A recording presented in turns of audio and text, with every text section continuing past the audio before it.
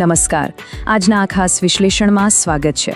આજે આપણે એક એવા મુદ્દા પર વાત કરવાના છીએ જે સીધો આપણી આવતીકાલ સાથે જોડાયેલો છે. સ્ક્રીન પર જે શીર્ષક છે ને, બાળપણનું રક્ષણ, બાળમજૂરી સામેની લડત. આ કોઈ સામાન્ય વિષય નથી. દર વર્ષે 30મી એપ્રિલને બાળમજૂરી વિરોધ દિવસ તરીકે ઓળખવામાં આવે છે. પણ ખરેખર આ તારીખ ખાલી કેલેન્ડરમાં ગોળકુંડાળું કરવા પૂરતી નથી. આ એક બહુ જ મોટું અભિયાન છે જેની આજે આપણે ઊંડાણપૂર્વક ચર્ચા કરવાના છીએ. તો ચાલો શરૂ કરીએ. સૌથી પહેલા વિભાગ 1 પર નજર કરીએ. રાષ્ટ્રનું ભવિષ્ય અને બાળકો. જરા વિચારો, કોઈ પણ દેશ કેટલો આગળ વધશે એનો અંદાજ કેવી રીતે લગાવી શકાય? એકદમ સીધી વાત છે, ત્યાંના બાળકોના વિકાસ પરથી. બાળકો જ આપણું ભવિષ્ય છે. એમનું બાળપણ એ પાયો છે જેના પર આવતીકાલની આખી ઇમારત ઊભી થાય છે.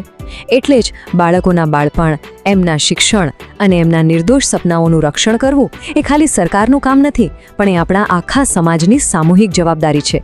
30મી એપ્રિલનો આ જાગૃતિ દિવસ આપણને આ જ યાદ અપાવે છે કે જો આપણે બાળ અધિકારોનું રક્ષણ કરીશું, એમના સપનાઓને સાચવીશું, તો જ એક મજબૂત સમાજનું નિર્માણ થઈ શકશે.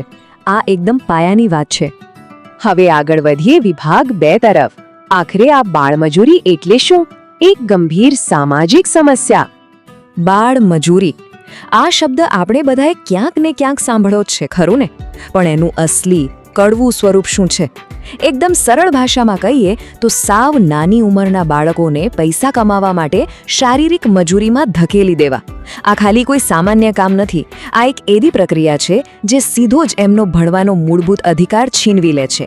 જે ઉંમરે રમવાનું હોય, ભણવાનું હોય, ત્યારે કામનો બોજ પડે તો બાળકના સ્વાસ્થ્ય, એના માનસિક વિકાસ અને આખા બાળપણ પર કેટલી ભયંકર અસર થાય.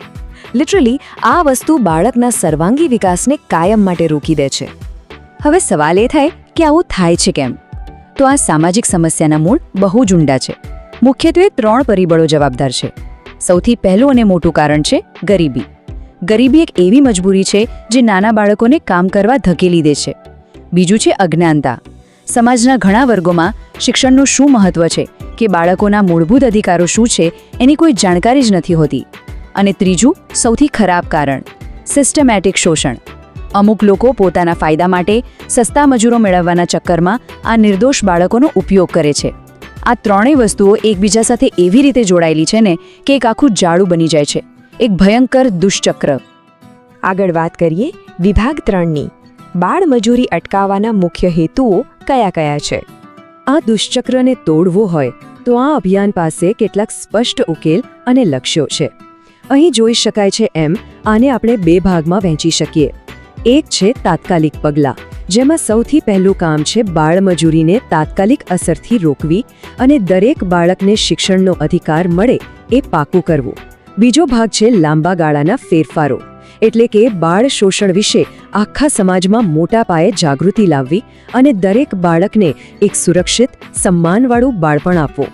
જુઓ, આ બધું ખાલી કાયદાના પુસ્તકોમાં લખેલી વાતો નથી, પણ એક સાચા સામાજિક પરિવર્તન માટે આ બહુ જ અગત્યના સ્તંભો છે. ચાલો હવે આવીએ આજના આપણા છેલ્લા વિભાગ 4 પર. કામ નહીં, શિક્ષણ આપો. આ સરખામણી એકદમ ક્લિયર પિક્ચર આપે છે.